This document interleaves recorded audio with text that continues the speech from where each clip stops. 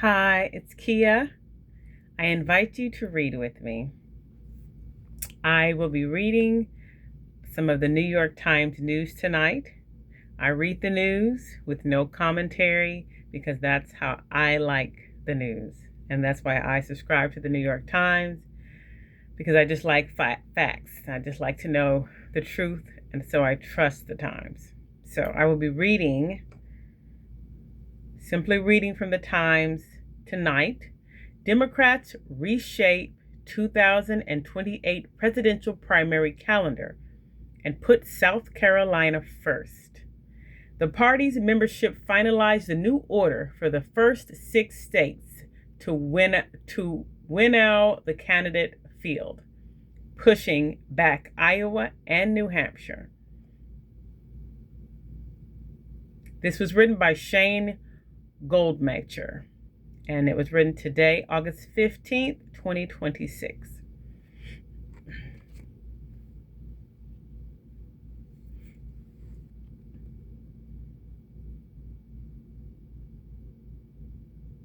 Iowa and New Hampshire are out, though they may not go down without a fight. South Carolina and Nevada are in. The Democratic National Committee formally approved sweeping changes to the party's 2028 presidential primary calendar on Saturday, putting states that are more racially diverse at the front of the line. The order in which states vote typically plays a significant role in shaping the presidential primary, influencing both what issues are discussed and who ultimately emerges. Party officials set South Carolina first on January 22, 2028, followed by Nevada, February 1st, New Hampshire, February 8th, New Mexico, February 15th, Michigan, February 22nd, and Virginia on February 29th. The new calendar represents a sea change from past competitive primaries. For decades, Iowa and New Hampshire, 2 states with largely white populations, had started the process. Now, 2 southern states and 2 western states will be among the earliest contests, which is likely to expand the influence of Black and Latino voters. 6 states, different regions, different communities, different experiences, but together as one, our roadmap to the White House, Ken Martin, the DNC party chairman, said in a speech to the party on Saturday. The earliest states will play an outsized role in winnowing what is expected to be an expansive field of candidates. The order was officially set by a vote of the DNC membership at a meeting in Austin, Texas, on Saturday. After those first 6 states vote, each on their own day, a range of states will vote on Super Tuesday in early March. The party's new rules include stiff penalties for states that hold primaries in violation of the calendar, and for any candidates who might campaign in those states. But some uncertainty remains, especially in New Hampshire, where a state law requires its primary to be the first in the nation. The DNC allows the state to hold a party-organized primary on February 8th. Democrats in the state so far have resisted being regulated to third in line. The party had tried to put South Carolina first in 2024 as well, but New Hampshire jumped the line. Former President Joseph R. Biden Jr. declined to appear on the New Hampshire ballot, so his supporters instead organized a write-in campaign, and the party eventually rescinded its penalties and seated the state's delegates at the convention. It is unclear when Iowa will hold a primary or caucus in 2028. The state has complained about the DNC's new calendar, and some politicians in the state have threatened to hold an early event anyway, citing their own state law, which calls for Iowa to caucus at least 8 days before any other presidential nominating contest.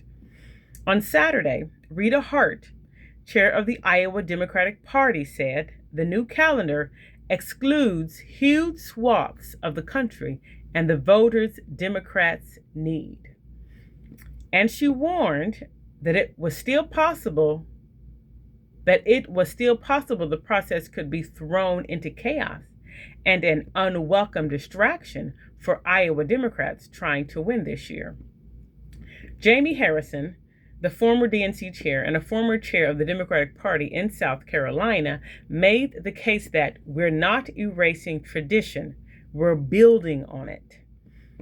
Even with that uncertainty, potential 2028 candidates are already flooding into these early states. Pete Buttigieg, the former transportation secretary who now lives in Michigan, is headed to South Carolina for a political event next week. Governor Gavin Newsom of California campaigned with Dr. Abul El-Sayed, the progressive Democratic candidate running for Senate, this past weekend after he won the nomination in Michigan. Representative Alexandria Ocasio-Cortez of New York had campaigned for Dr. El-Sayed ahead of the primary, and she also appeared in a campaign commercial for him. Some leaders in South Carolina are eager for all the attention the state and the issues that its voters care about is now about to get. Iowa's premier place for years had meant candidates would talk about agricultural issues and ethanol, for instance. Black voters generally have been a moderating force in Democratic politics, so the early position of South Carolina could lead the state to have a similar effect. In the past, South Carolina played the pivotal role of anointing the candidate with the most momentum headed into Super Tuesday.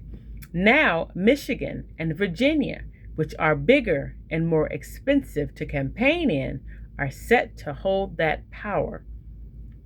Political strategists in both the moderate and progressive wings of the party have pored over how the new calendar might play out. Mr. Buttigieg, for instance, carried Iowa in 2022, but now that state has fallen out of the early slate. Senator Bernie Sanders, a leading progressive, carried New Hampshire in both his presidential runs, but there is a debate over whether he was just ideological alignment or how much his decades representing nearby Vermont may have given him a boost.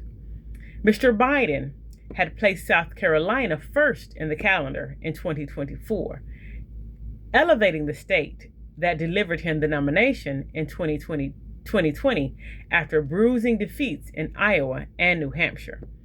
But it was far from certain that the state would keep that slot headed into 2028. South Carolina had a fierce fight for the lead-off spot with Nevada, an important general election battleground. The final order, which also includes New Mexico and its large Latino population, has received mostly positive reviews from Democrats as far as geographically balanced. The biggest complaints have come from the Midwest, which now has only one state among the first 6, Michigan, and it is only 5th. Thank you for reading with me.